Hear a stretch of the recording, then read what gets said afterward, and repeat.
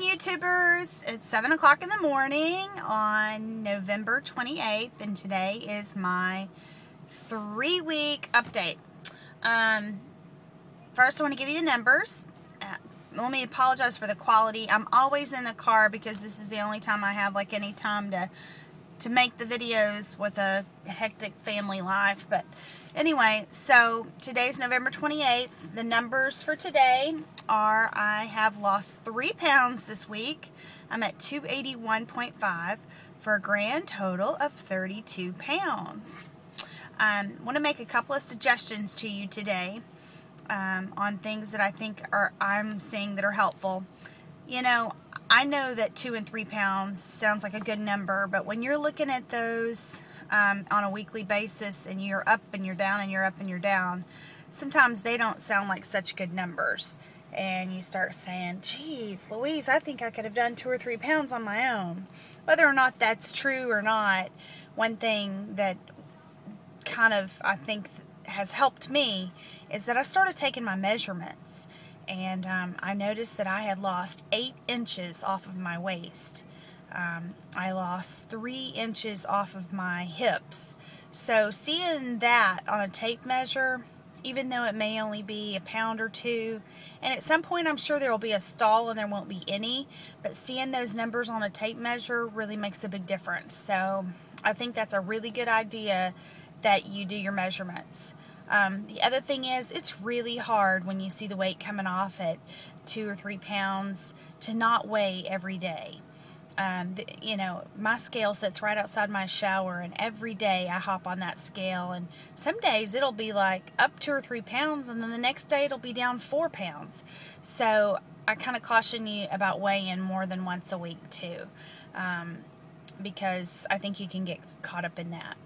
I want to say thank you to all my new subscribers. I appreciate you subscribing to my, I can't believe people are subscribing to my site. But I hope that my videos give some information to everybody and that they're not boring. The other thing I wanted to talk to you about, I've been asked several times, what am I eating? So I'm going to tell you what I'm eating. First thing, when they say that the sleeve is a tool, they are not kidding. I get that. I totally get what that means now. Different people have different size sleeves, but I can hold quite a bit of food in my sleeve, and so I'm going to have to be careful. I can already tell you. Being from Texas and living here all of my life, and I've lived other places too. I lived in Southern California, I lived in Georgia, and I lived in Florida. I have a love for Mexican food, and it was my weakness before, and I can tell you right now, although it's subsided, it's going to be my weakness now too. So you're going to have to be careful about finding that favorite food of yours and making it your friend and finding a way to get it in, because where there's a will, there's a way, and you will do it. Over the holidays, I would say I didn't suffer, not one bit. I ate a lot of food, tiny little bits, all throughout the day. And probably to my detriment. I could have done better. I could have eaten a bigger amount and then been satisfied. But instead, I ate smaller amounts so that I could continue to eat all day. And I would say I don't think that's the best thing to do. I have several people that I know that have had it that do that, and while they've maintained, some of the weight has creeped back on eating all the time. But like I said, where there's a will, there's a way. It's a tool. Your sleeve is a tool, but it's definitely not going to be, you're going to have to use some willpower. No doubt about it. You've got to be ready mentally. And that's the other thing I wanted to talk about, mental eating.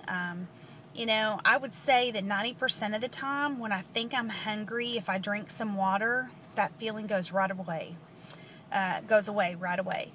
But it's that mental hunger that, you know, you're shopping and you want to get a couple of little cookies, or you're out and about and you're in a rush and you want to stop off here or there.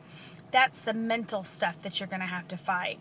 And when you start to thinking like that, it does help to take a drink, because a lot of times I do think we mistake hunger pains for head pains, and a lot of times I think we're thirsty. you're still going to have some willpower to withstand eating things. I found out this week I can eat a whole taco. Dangerous place for me to be. I love tacos, and a whole taco is about 250 calories.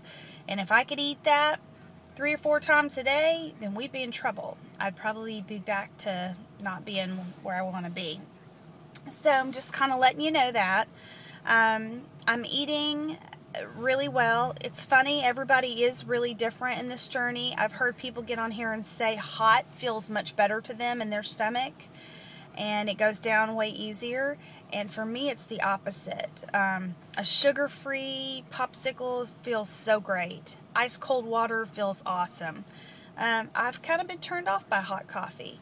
I used to be a coffee lover. I had 2 cups a day religiously every morning, and I'm doing good now to get through even maybe a quarter of a cup of coffee. It just doesn't have the same appeal. Mexican food does still have the same appeal to me, so I'm going to have to be careful there. I ate little bits over Thanksgiving. The turkey, I probably had 2 or 3 bites, thumbnail bites. Didn't do a whole lot for me. While it was moist, it's still, I find when it's a piece of meat and I've got to chew it and chew it and chew it and chew it and chew it to the point of where I'm liquefying it, I just don't find it that thrilling. The meats that I do like were in that taco. Of course, the reason why is because it was so mulled and so condensed. It was just broken down so that it was much easier to go down. And those type of meats I like better. And I also find that when I have tiny little bites, I don't have to chew them 30 times. And I like that better. Because by the time you chew something 30 times, there is no taste left. And it just is not very satisfying. So take a smaller bite. Instead of taking, you know, a bite that fills your mouth, take a bite that just kind of sits in the middle of your tongue. Maybe, you know, the size of your thumb versus maybe 2 fingers. I used to take a bigger bite, like 2 fingers, and I'd have to chew that sucker like 30 times, and I would be like, ah. But if you take a smaller bite, you don't have to chew it as many times, and I think it's more satisfying, at least for me.